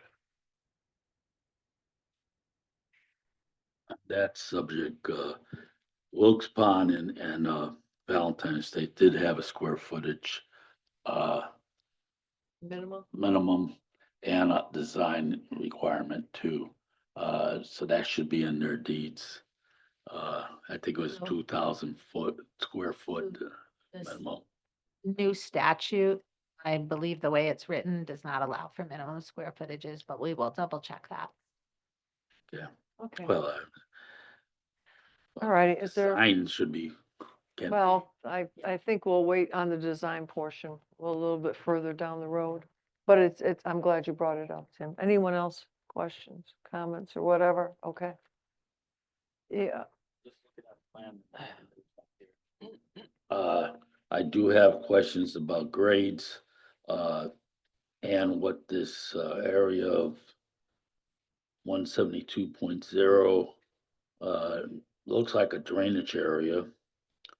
And where's that draining to, which looks like it's draining to Sage Park somewhere. And that, that drainage area, if it's a drainage area, is 172. The property next to it is 160 or lower. And the property on the west side of that is at 170, which is lower than that 172. So if it's drainage, it's not gonna drain because it's gonna go on to either this side or stay on the other side at that elevation.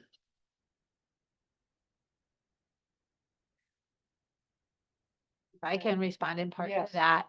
So the town engineer, and there is a plan updated in your updated package that he commented on. Got an October date it's in the small set. I just added the sheets that were updated with an October date. The rest of the sheets remain the same. It's just a lot of plans. The town engineer did, go through the drainage and annotated the plan and sent it back to their engineer. And he does have some questions and comments, but just to understand the topography a little bit, at the top of the screen that we did walk the property with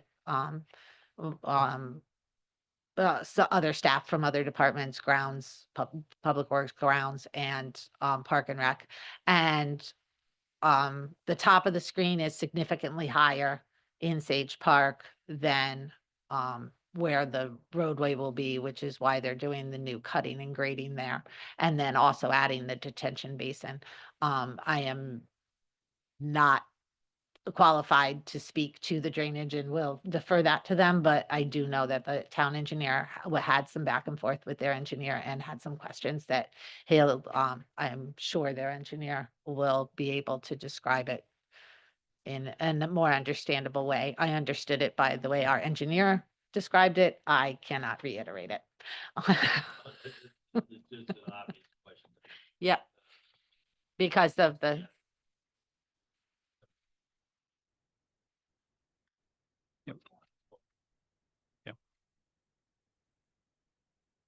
All right, well, we've taken a lot of information tonight. We have a lot of, oops, I've- go ahead. I'll note that question down for the engineer for the next meeting. And then also for the doggy daycare or doggy. Doggy Doggy- patrol. or Yeah, something, Paw Patrol, that's right. Paw Patrol. We plan to revitalize the path up to the park and not eliminate that. So that will be part of continuing to stay with the neighborhood. So if I may, the comment made by Parks and Rec was that there should be no disturbance of that path before, during, or after construction. It's a well-used path and they don't want its use interrupted for any construction activity. Good. So they asked that be a condition of approval. Okay, That is extension of Jarvis Lane.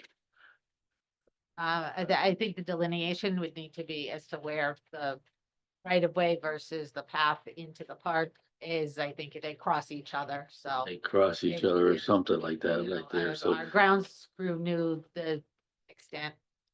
I, It may be marked. I just don't we want talked to about ever markers. lose anything that's there. You know what I mean? okay. All righty, so, I think we've taken a lot of information. Are you all set with your? I did miss one other comment. As part of the project description, we are requesting as part of this project a sidewalk waiver because at this end portion of Wilkes Pond Road, there's no sidewalk on that end piece. But this would be the benefit to the town is that we're adding the extension to the road and giving that big cul-de-sac for buses to be able to go down. But down on the end piece, there were no sidewalks. And I think one of the committee members mentioned there was sidewalk issue with the last development or something. Yeah. So Okay, yeah, okay, but we've taken a lot of information. I think we even have to look through the notes that were delivered to us late this afternoon, by staff comments and stuff. Continue. Yes, could we have a motion to Yes, continue? so I will make a motion to continue this matter to our next meeting, which is scheduled for January, what, I Maureen? think it's 11th or something. 16th, I want to say. I've written it down 15 times in the last week again. I have to look at it every time, so I'll just double check my calendar, but I'm 16th, January 16th, 2025. January 16th, 2025. Okay, we have a motion to continue. Do we have a second? Thank you, Tim. Further discussion on this? All those in favor? Aye. Aye. Those opposed, so moved. Okay, thank you. Going on to deliberations, since we just went ahead and continued that. So then we're on to planners' comments. Do I need a motion to continue the deliberations? No. All right, good. Thank you. I'm always afraid of misstepping. All right, so planners' comments? Anything So I think I except asked, Merry Christmas? they're two short ones. Yes, and please. An executive session. Oh, But no. we had there's a vacant part, and I think I might have cursory mentioned this at a previous meeting. I'm not sure you were all there. There's a vacant parcel south of the PR2 development in the northeast corner of town. The PR2 development's up, the planned residential development is off of Webster Street or on Webster Street, north of Eversource. Yes. And there's a vacant parcel east of Eversource that you access from Kobe Road in Yes. Rocky Hill. Am I in the right town? I always say Rocky Hill or Cromwell, and I get it, man. He wants to do plans, some sort of adult housing.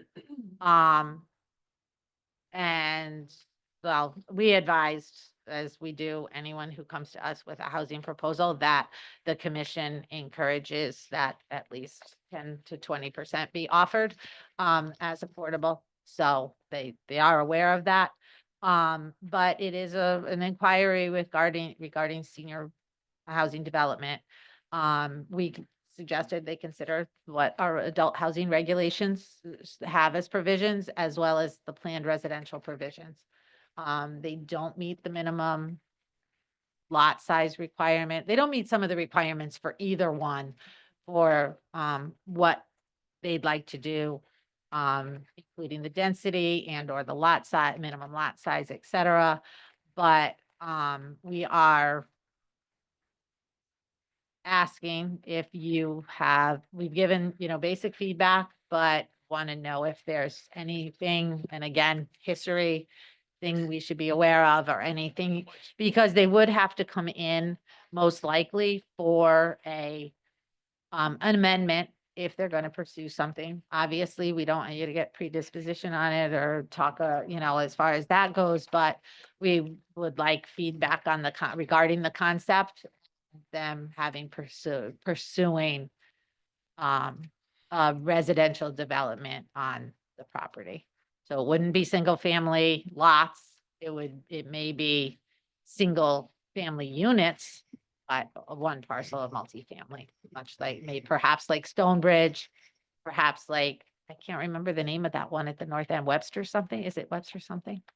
It's off on Webster Street, Orchard Ridge? Orchard Ribs on Webster Street, or History Orchard Ridge, this property had a proposal that made that property in line without those waivers.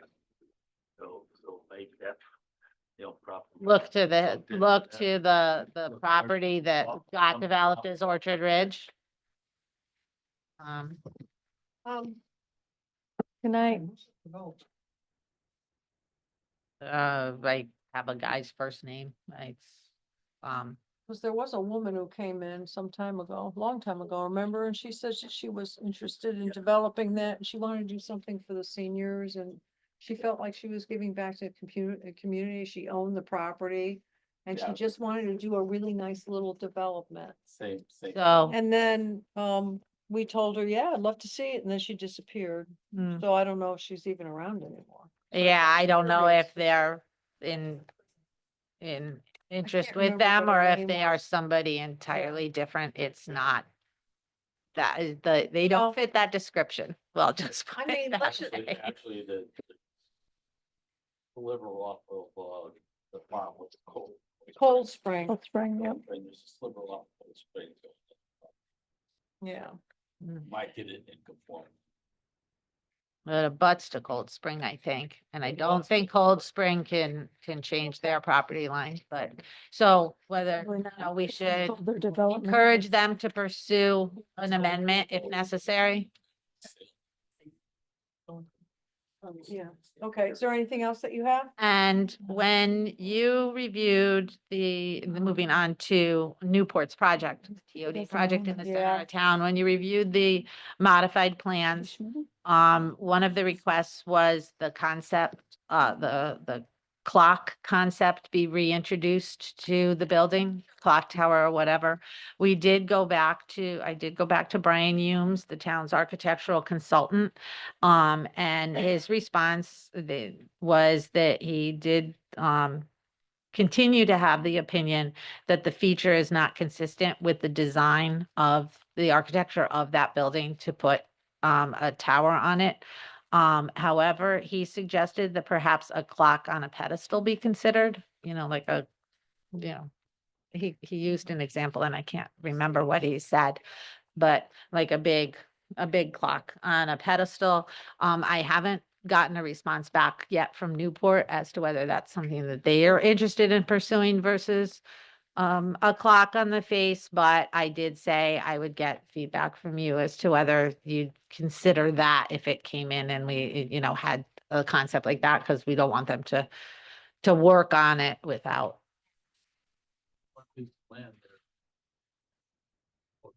Bandstand, whatever that we. We're getting there. It'll be coming. Uh, We're talking I about don't know if a tower on the edge of that property would be feasible or something. Perhaps putting a Where the clock there bandstand is. instead. Yeah, where Well, I think bandstand the whole is. idea was that we wanted to make that a building attractive and not like gulag housing. So right Right. now, it just sat like a block.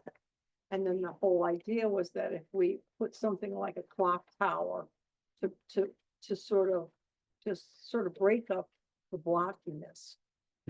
That's what that was all about. I don't know if that improves the looks if you do it on that land or a little sliver of land next to it or See what the whatever. building looks like again. Anyway, All right. all right. I mean, That's- that's, yeah. so perhaps if they came up with a different Yeah. kind of architectural feature, if a clock doesn't work, maybe they Yeah. could soften the design in another Yeah. way. We thought it might. It keep may the be a trains little on far track, down maybe a little far down the design path. Because the project was approved as designed, so that may be a little difficult because they are in Yeah. construction drawings and well underway, but we can talk about that. Yeah. All right, All right. and, That pile of dirt I on the think- bandstand is not good, please. Yeah, Well, it has to be there due to the environmental things. We've just gotta, yeah, we're working through it and getting towards getting that park and whatnot all coming to fruition. yeah. People go get They, upset. they have been able, as an update, they have started the foundation work and the liner and all that. It's, finally environmentally ready to go. So that's exciting. Well, All right. Commissioners, any comments or? I have a couple for Okay. Maureen.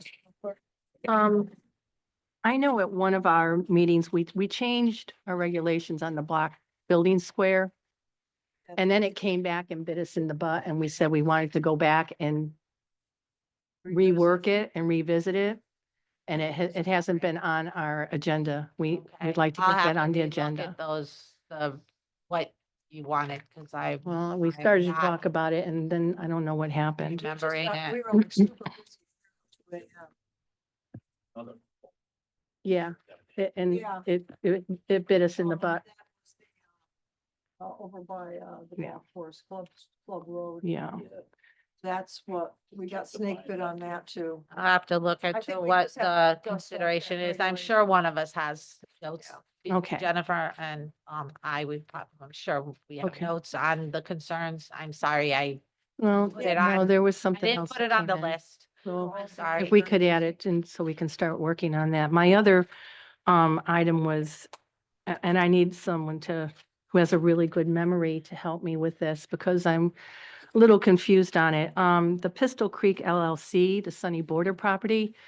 I remember the gentleman talking to us about how he was going to work that piece of property, mitigate it, bring in clean fill, somehow rototill it, let the sun come down and neutralize all the contaminants and life would be happy.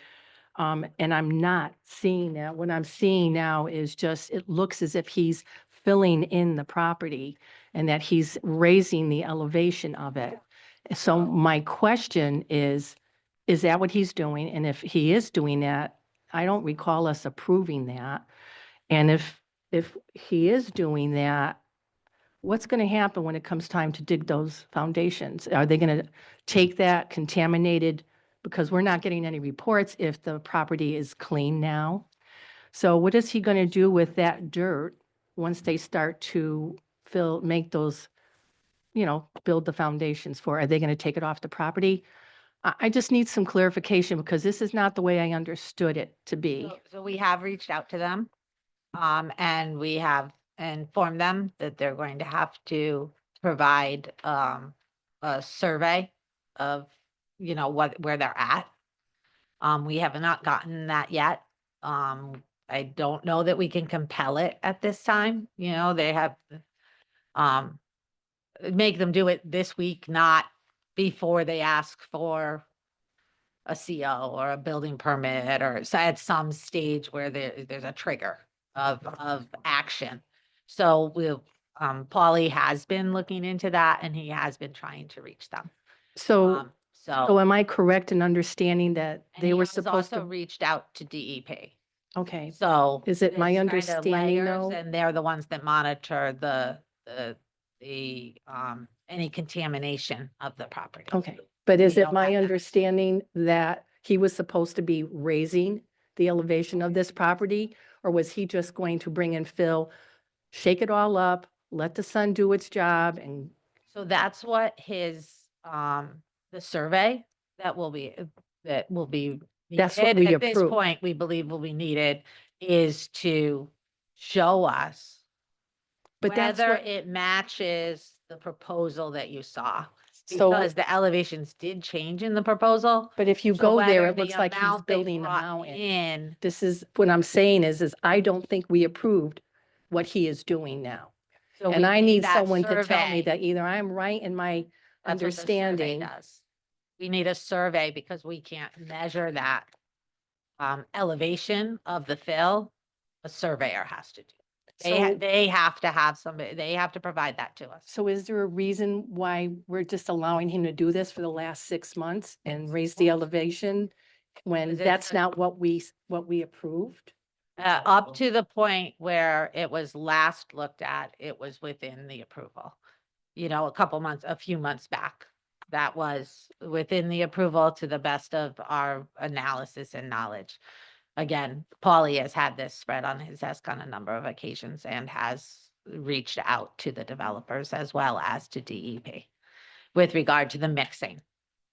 So, well, but the subdivision had a survey has to show us the amount of fill they brought in. We can't guess at that, where the elevations are compared to the proposed elevations for the finished lots. But what I'm also asking con- is I don't know if he's doing what he said he was going to do, where he was going to bring in clean fill, rototill it, let the sun come down and neutralize all the contaminants in that property.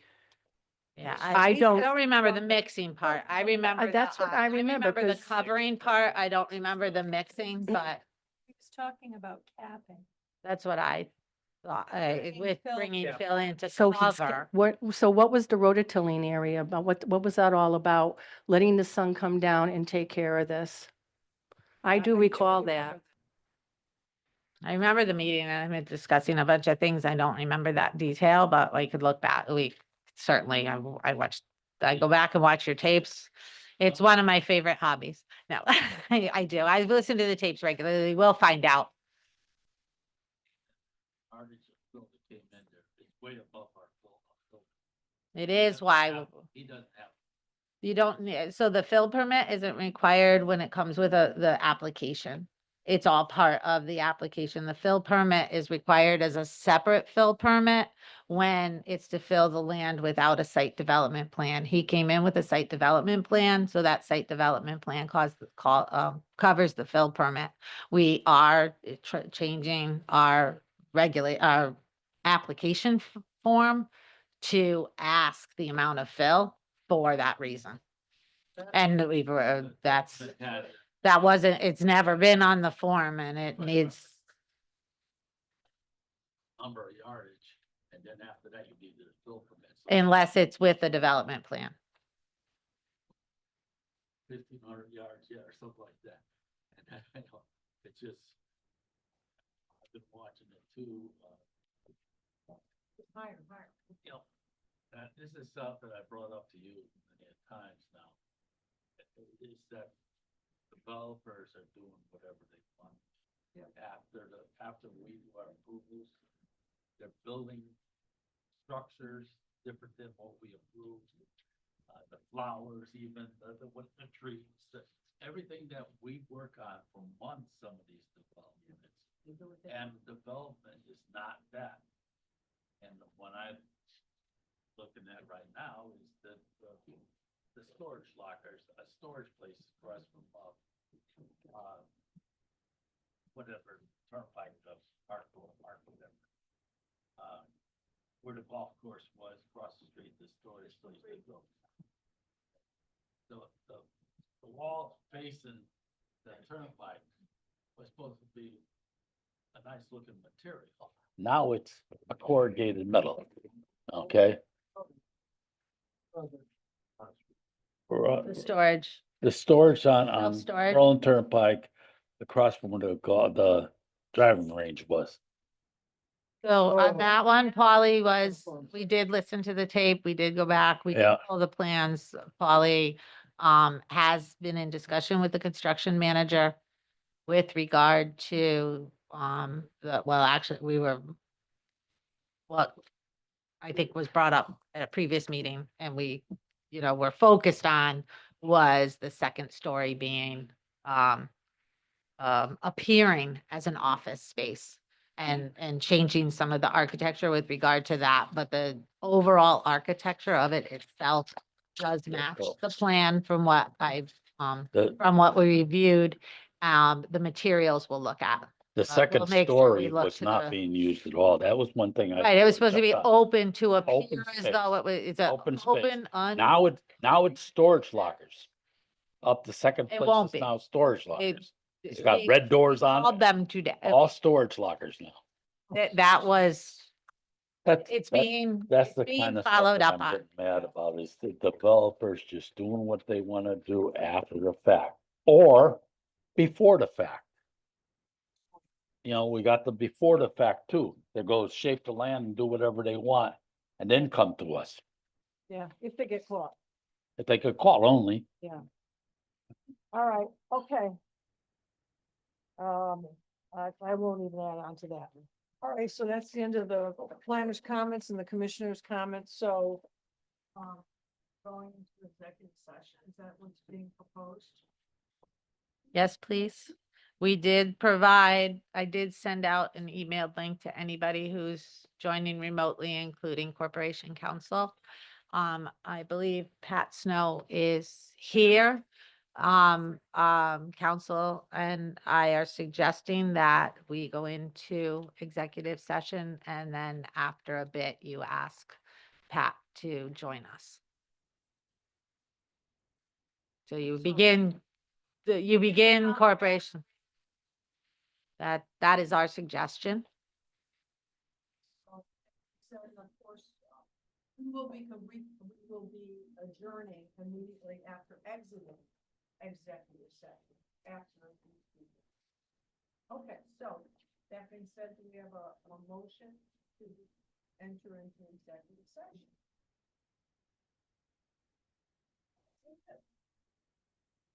Somebody go. I'll make a motion to go into executive session, inviting Maureen, Alexa, Jennifer Coppola, and eventually Patrick Snow. Okay. And, all right. For the purpose of discussing, yeah, oh geez, I need my glasses.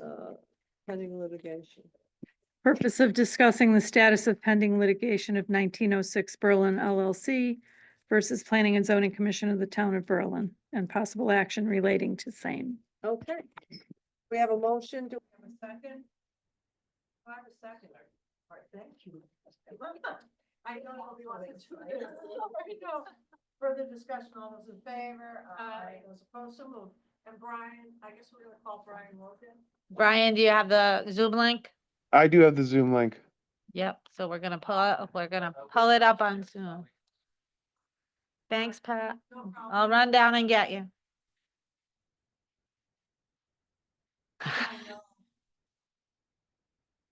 Now you can end the meeting.